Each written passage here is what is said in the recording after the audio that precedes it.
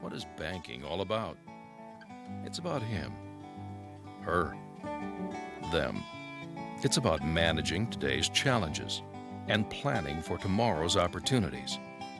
It's having someone there when you need them, a trusted resource, a partner, a bank that knows you, not as a number or an account, but as a friend. Far from ordinary, right at home.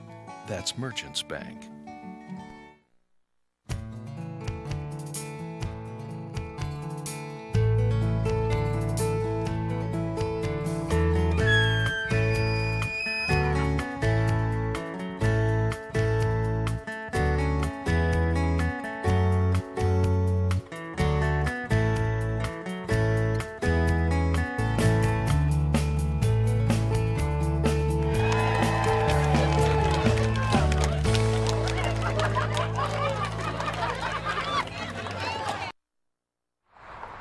Hello, I'm Joyce Woodworth. Welcome to the Spirit of the Heartland.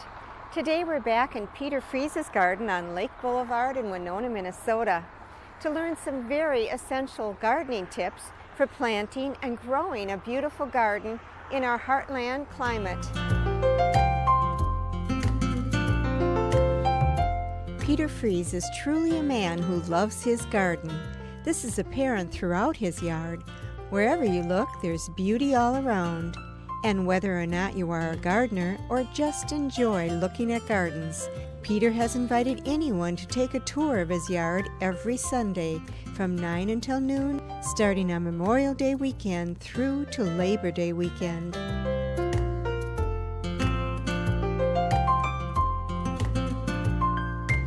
We visited Peter's garden in the late summer last year and again in the springtime of this year, so we were not only able to catch him planting and preparing his garden for the summertime months, but view in the same show the finished look with the garden in full bloom.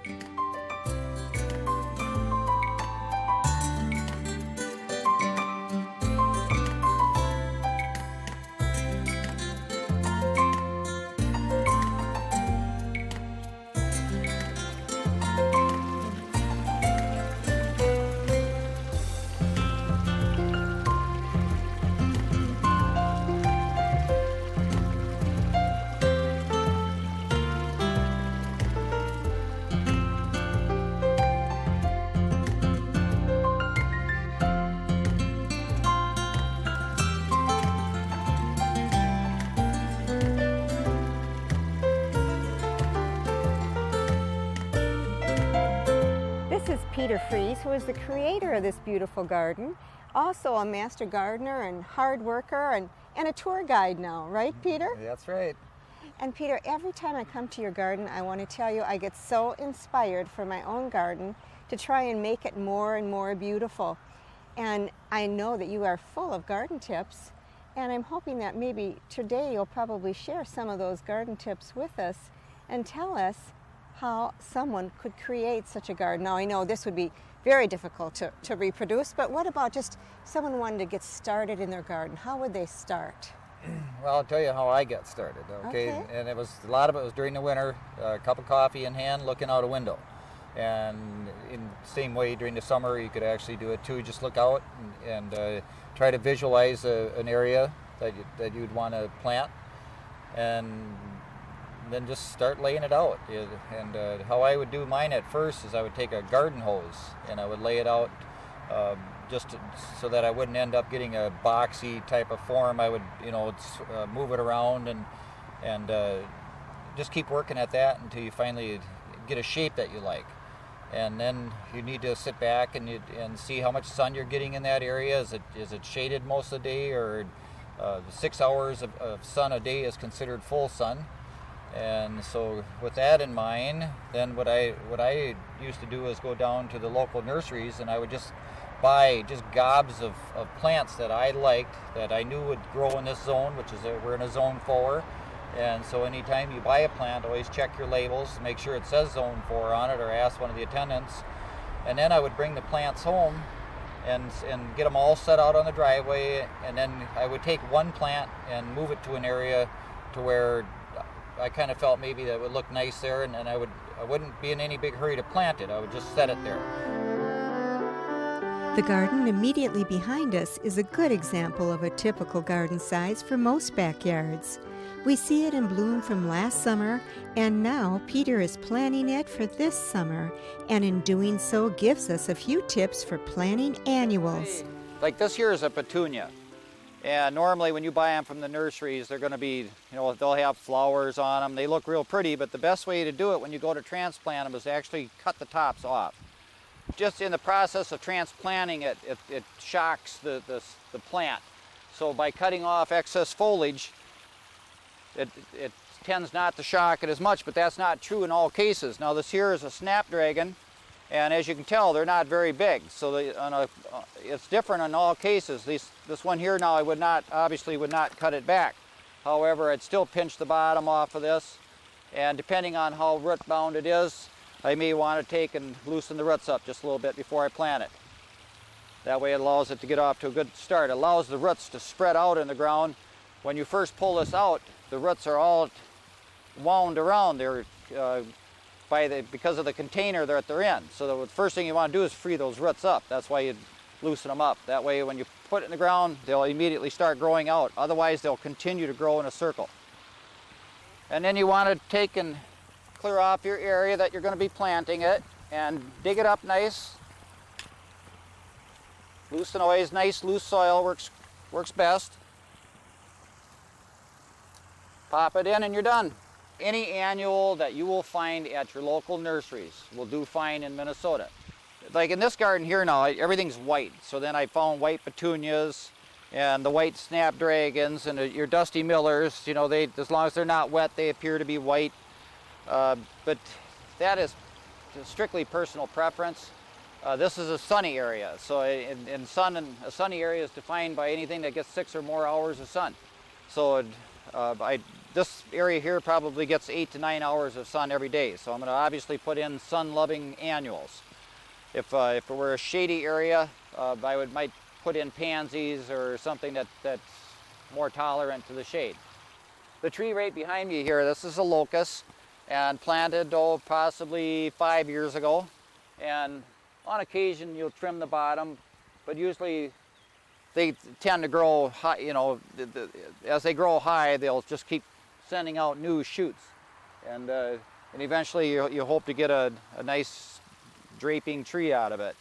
Planting is always done in layers. You usually can use 4 or in most cases 3 layers, but if you're in an area where you have lots of trees in the background, that would be your 4th layer.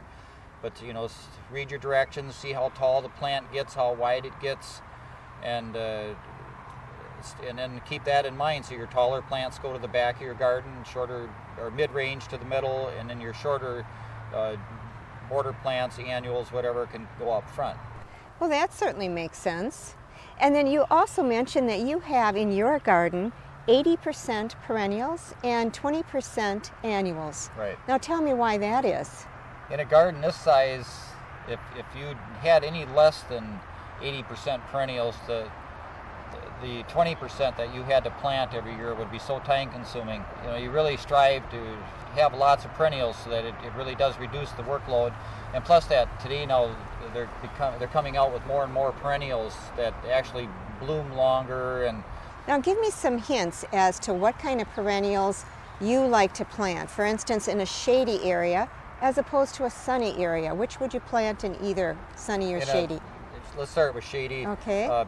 Shady, we would always hostas, stilbees.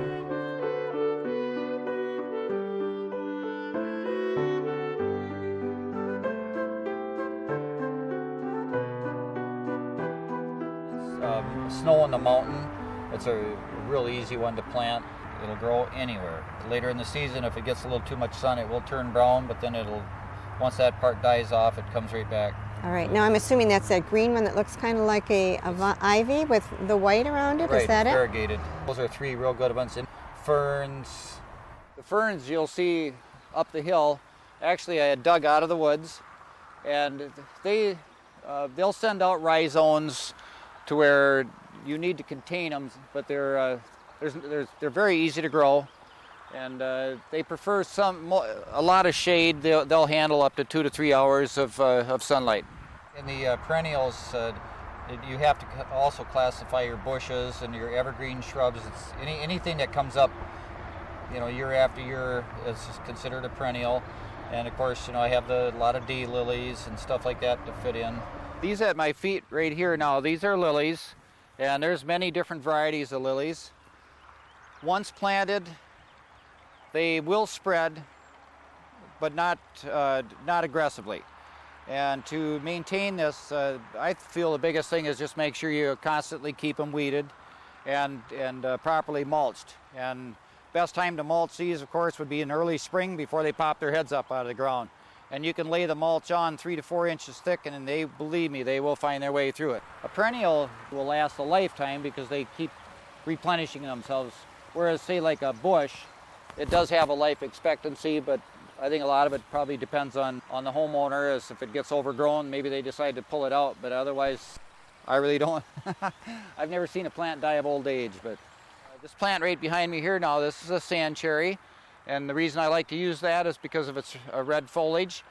If you plant too many greens, all the greens start blending together. So I use a lot of yellows and reds and variegateds and try to gain different depth throughout my garden by doing that. And behind it, you can barely see the new growth, but that's a dogwood that I finally got tired of it being overgrown, so I went in last fall and just totally cut it back.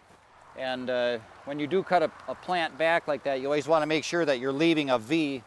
As you can see, there's, all the V's have been left, and within a month now that'll be leafing out again. And then it's like buying a new plant. If you get one that's overgrown, always think twice before cutting it or before digging it up and throwing it away, because chances are good you can totally cut it back and regenerate, the same plant. Let's talk a little bit about your borders. What do you like to plant in the border plantings?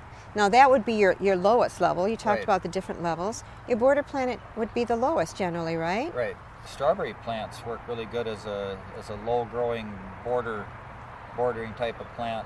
But other than that, you can use geraniums, petunias, your marigolds. They all work good for bordering plants.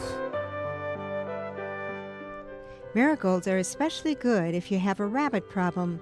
They're colorful, yet the rabbits won't snap them off for their dinner. The highest path in Peter's garden leads us to a very shady area where he has placed impatiens as his border planting. They are a fail-safe flower for a very shady area. New Guinea impatiens line one of the border paths up here. They offer the beautiful variegated leaves contrasted with the bold, almost neon colorful flowers. Peter likes to enhance his gardens with a little playful yet charming yard art.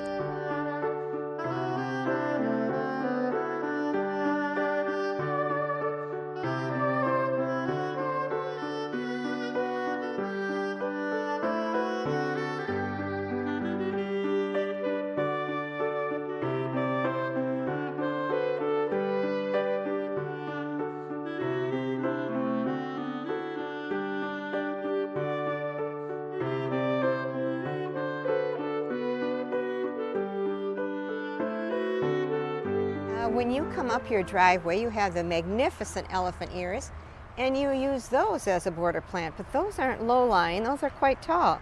Right. Well, tell me your reason for planting those in the border. I guess probably because of what I have behind that area that I don't want to cover up, and that'd be the water fountain. Putting the water fountain itself is quite tall, so then putting a real short border plant to me would have been out of proportion. So, and then plus that people coming up the driveway or as they're leaving, they're more apt to see it, versus if it was a shorter plant, they probably would back over it or something. So in the fall, these plants right here, the ears are going to be huge on them, and then after the first hard frost, the leaves will turn black, and it's time to think about bringing your roots inside. So the first thing you're going to do is grab a serrated knife or something sharp, go at the base and cut them off, and then take a potato fork or a shovel, whatever you have, and start digging your roots up. Rinse them off, leave them out in the sun for a little while and dry them off. And then I put them in a root cellar. Starting in the spring, the first thing I've done now to prepare this area here is to first take the tiller and dig the ground up really nice. And then I knew I'd be mulching it, so I wanted to make sure and have the area prepped before I did my planting. So I started out by using a serrated knife, and I went around the edge here and I cut away all the grass that was encroaching over my plastic border. Typically I like to use a brick border, but I had put this in years ago. I planted these indoors way back in March. They have about a 60-day dormancy, so one of the few plants I do start indoors. The rest, any other plants that would need to be started indoors, I usually buy through a local nursery. And after, say, a month and a half to 2 months, they're ready to be brought outside and planted. And I space them, as you can tell, a foot and a half apart, 2 feet apart, whatever, and then go in and head in and mulch it really good. Mulching is very important in that it keeps the weeds down, it keeps your moisture in the ground, and aesthetically it makes your gardens look much more beautiful. One of the master gardeners here in town, he's probably one of the most well-known master gardeners, Gene Lee, came up to my garden here about 5 years ago and gave me 1 elephant ear bulb, and it was about this big around. So I planted the 1 bulb, and next year I had 4, and then the year after that I had 12, and now I give away 20, 30 of them. And so they do multiply quite quickly. It's a plant that when it's in your garden, just about any person that comes to my garden tours will notice the elephant ear, and immediately they're saying, "Whoa, what is that?" It's a plant I will always definitely use. It works great as a border. It does not get very high. It'll, at most 3 to 4 feet here in the United States. Over in Japan, I understand they get to be 6 and 7 feet tall. But they also work as an accent plant. No matter where you plant them, they like their feet wet. In other words, they like wet soil. So try to plant them somewhere where you know they're going to get lots of moisture. Now I know you're busy every single year planting your annuals, and you've already got your perennials in, but there's 3 plants that you pull out every year, right? Tell me about those. Right after your first hard frost and the plants start to turn dark, then I'll usually go in and start digging up all my canna plants. Those are the ones that are 6 feet tall, the red flower, and then after I finish digging them up, I'll usually just rinse them off and let them dry out onto the driveway, and then put them in a plastic or a paper bag or a cardboard box or something that allows the air in and out real easy. And then of course the elephant ears, dahlias, I have to dig all those up every year. In the fall, after the first hard frost, again you take a serrated knife or something and go out and cut off the foliage, leaving say 2 inches of the stem that's coming out of the ground. And then in the spring when you go to plant it, just plant it so that the stems are sticking out of the ground and all your roots are covered then. So you're busy with those 3 plants. Those are probably your most time consuming. Oh, without a doubt. But those are, again, probably are your favorite. They're not only my favorite, but then in a garden this size, if you had to go out and buy all your plants every year, you'd be spending a bundle. So this way here, you can propagate them, from year to year, and end up, filling in lots and lots of different areas with all the bulbs that you dug up. These 3 favorite plants of Peter's, the dahlia, the elephant ear, and the canna lily, are all hardy bulbs to plant in our Heartland area. Despite the fair amount of work with them, they all turn into large, beautiful plantings. One that flowers above them all, however, is the castor bean, which Peter tells us is quite easy to plant and comes from a seed rather than a bulb. It's the simplest plant to grow. You harvest your beans in the fall, and if you ever need beans, I have plenty of them. I have thousands I give away every spring. You pop them in usually around the middle of April, and within 2 to 3 weeks they're popping their heads up, and by the end of the season they're 10 to 15 feet tall. If you've grown them properly, you'll have a bean pod at the top, and you'll be able to snap that off after your first hard frost, take it inside and dry it, and you've got plenty of beans for your next year's crop. Worst thing about a castor bean plant is having to dispose of the plant itself, because they do get huge.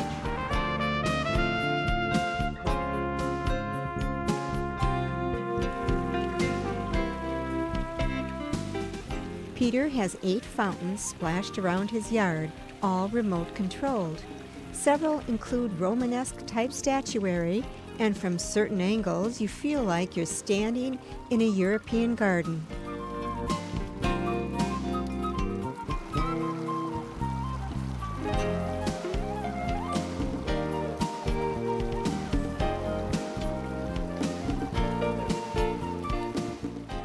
The fountains have all been installed by Peter himself, with lights put in by an electrician, so that the gardens can be enjoyed in the evenings as well as in the daytime.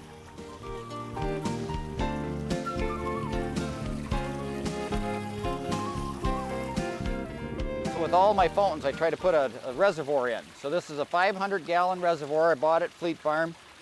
And first thing you have to do is dig a hole and get it in, and I cement everything in.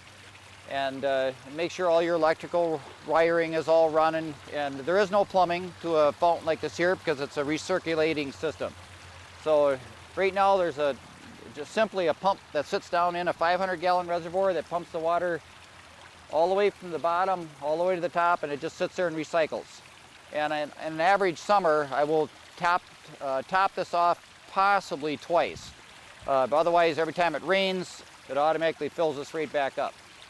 I do not treat my water in the fountains. As you can tell, it's probably just a little bit on a darker side. The reason I do not treat is because of the birds. I know there are products that they claim are safe, but I just feel it's easier just to drain the tank every, say, once a month and start out fresh.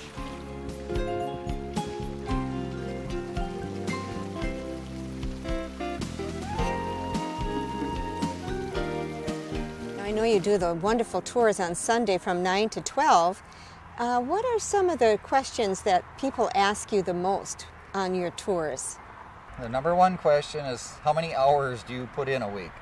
And of course the answer to that would be somewhere between 20 and 25 hours, including my mowing.